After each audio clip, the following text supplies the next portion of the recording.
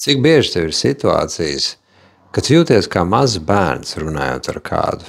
Piemēram, tev ir kaut kāda situācija mājās ar otru pusīti, un ir konfliktiņš, un tu pēkšņi jūti, kā tu sāc izskaidrot, pārāk attaisnoties, jā? Vai arī pretēji, tu kļūsi neiecietīgs, dusmīgs.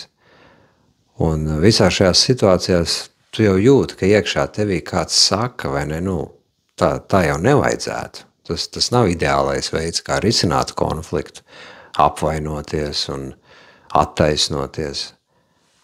Bet tu jūties, ka tu nevari tam neko izdarīt. Tas ir kā mazs bērniņš tur iekšā aizvainots vai dusmīgs.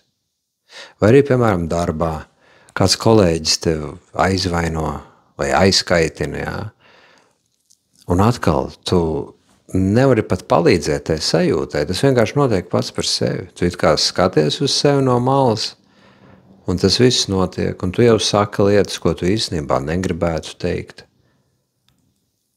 Un kāpēc tas tā notiek?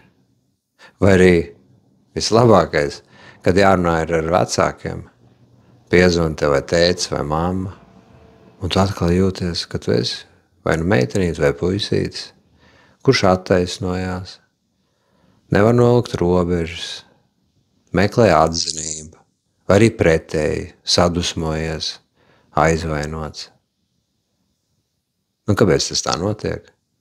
Kāpēc mēs nevaram neko padarīt ar to sajūtu?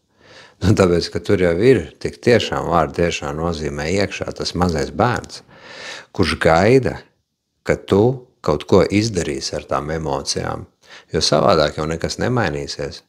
Ne tavā profesionālajā dzīvē, ne attiecībās, ne finansēs, ne attiecībās ar vecākiem, ne arī attiecībās ar sevi. Un, ja tu vari to visu samainīt, vairs nejusties kā mazs bērns, tad viss pārējais sāks salikties pa plauktiņiem. Tad tu arī varēsi nostāties hierarhijā ar pasauli kā līdzvērtīgs. Un arī tava iekšējā vērtība būs uzreiz daudz lielāka. Un tad tu visās sarunās ar cilvēkiem to jau paudīsi. Tu jau sāksi izturēties automātiski, kā pieaugušais, nevis kā mazs bērns.